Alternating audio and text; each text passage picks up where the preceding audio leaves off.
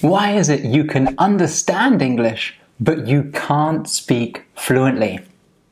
We'll be answering that question, plus looking at some useful tips to improve your fluency in today's lesson, coming up.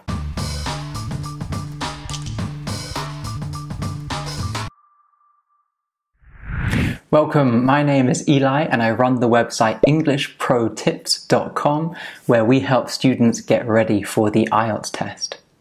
Now, why is it that it's so much more difficult to speak English than to understand? Okay, there are two main reasons for this. First of all, when we're listening to someone, we get a lot of clues from the context. So, for example, who we're talking to, where we're talking to someone, what kind of facial expressions they have, or the hand gestures they make. These clues help us to understand what that person is saying, even if we don't understand all the words. For example, if we're talking to a sales assistant in a shop, we're going to have an idea of what they might be saying and what kind of words they might use. And that context is going to help us to understand, even if we don't understand all the words that they say. Okay. The second reason is there is a difference between active and passive vocabulary. Right. Active vocabulary is the vocabulary that we can use. So, for example, it's the vocabulary that we recall when we want to express a certain idea.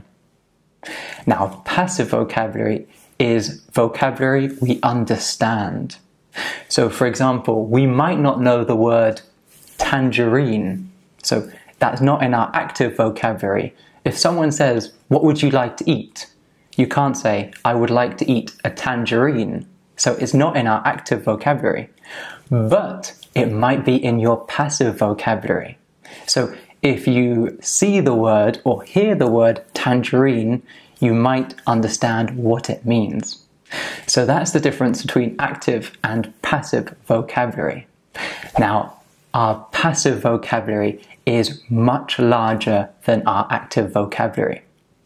One of the reasons for this is we get many more opportunities to learn and understand passively than we do to learn and produce actively. Okay, the next thing we're going to do is to look at some tips for how to improve our active vocabulary and how to improve our fluency and our ability to recall words.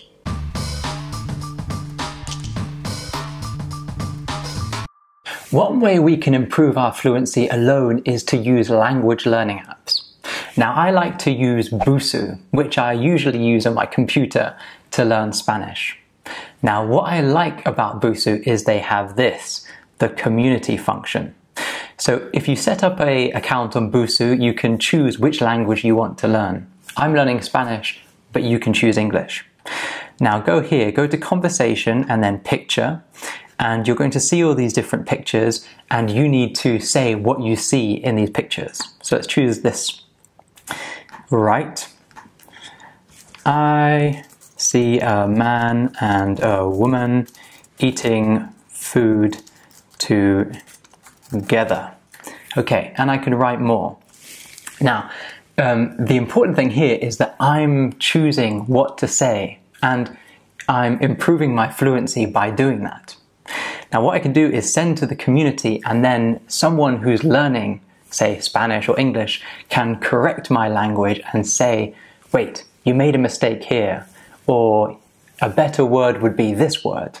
Okay, so the community aspect of Busuu is very useful. And we can also contribute to that community aspect by correcting other people's work. So let's have a look at this. This is Vincent, who speaks Spanish and is trying to learn English. Let's give him a hand with his English. I am a student, it's hard work, but I love work. Okay, it makes sense, he's just forgotten to put a full stop at the end. So I am a student, maybe let's change, okay, that's fine. I am a student, it's hard work, but I love, let's change that to, I love to work hard. Okay, let's give him a comment as well. Very nice. And we'll give him 4 stars. We don't give him 5 stars because he forgot the full stop at the end. Okay, so do you see? Busuu gives you pictures and you can either write or speak about what you see in those pictures, and that's a great way of improving your fluency. The next tool I'd like to show you for improving your fluency is an app called HelloTalk. Let's have a look. So basically, HelloTalk pairs you with a language partner. So for example, I speak fluent English, it's my mother tongue, and I want to learn Spanish. So I'm paired with all of these people that speak fluent Spanish as a mother tongue and want to learn English.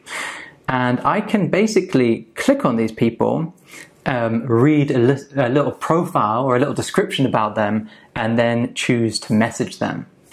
Now, what I really like about the messaging function of HelloTalk is that you can correct each other. So here's a little conversation that I was having with Gabby, and as you can see, she wrote, "How long are you living in Spain?" We were talking about when I lived in Spain in the past, and I corrected her. I said, "How long were you living in Spain?" So this is a great way to improve your fluency.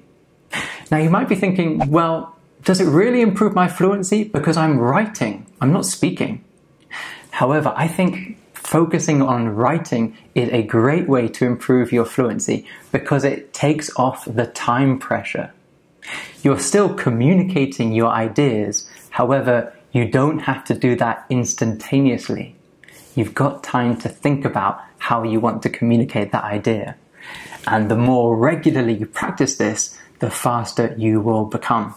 Another great way for improving your fluency alone at home is to do online courses. So I really recommend Keith's speaking course. And what I really like about it is he covers so many different topics. For example, we've got dreams, mirrors, getting lost, wallets, the sky and stars, flowers, advertisements. And what's great about this course is he teaches you lots of useful vocabulary, and then he shows how he would answer different questions using that vocabulary. And then he gives you an opportunity to practice. So he asks the question in the video, and then you can answer using the vocabulary that you've just learned. One of the most effective ways of improving your fluency is to have a one-to-one teacher. Okay, so maybe, for example, a teacher online or a teacher that you visit and you speak to in person. Now, the way that you have those lessons also has a big impact on your ability to improve your fluency. So in my case, for example, every week or so I meet up with my friend Kong from China, and we do this activity that I think really improves his fluency. We'll just speak about whatever we want. We tend to talk about climbing or what we did at the weekend or what's going on in his life or my life. And I'll just keep the chat box open and I'll just correct him as he speaks. So if he makes a little mistake, I'll just write down what he should have said to make his sentence grammatically better. Or if he finds it difficult to communicate or convey a certain idea, I'll help him to convey that idea by typing in the word that he needs in that particular time. So by doing this over a long period of time, his communication skills and his fluency skills are going to really improve. So if you have a teacher that you do one-to-one speaking lessons with, then definitely show them this part of the video and say, this is something that I would like us to do. I'd like you to listen to me and just to use the chat box to write down the words that I don't know or to correct my sentences. And then me as the learner, what you need to do afterwards is to read through that chat box and learn from your mistakes. Okay. If you have any other ways that you improve your fluency, then let me know in the comment section below. If you found this lesson useful and you've learned something from it, or if you're going to take on board any of these tips for improving your fluency, give the video a like and subscribe to this channel. Best of luck with your studies and your fluency, and I'll see you in the next lesson. Bye then.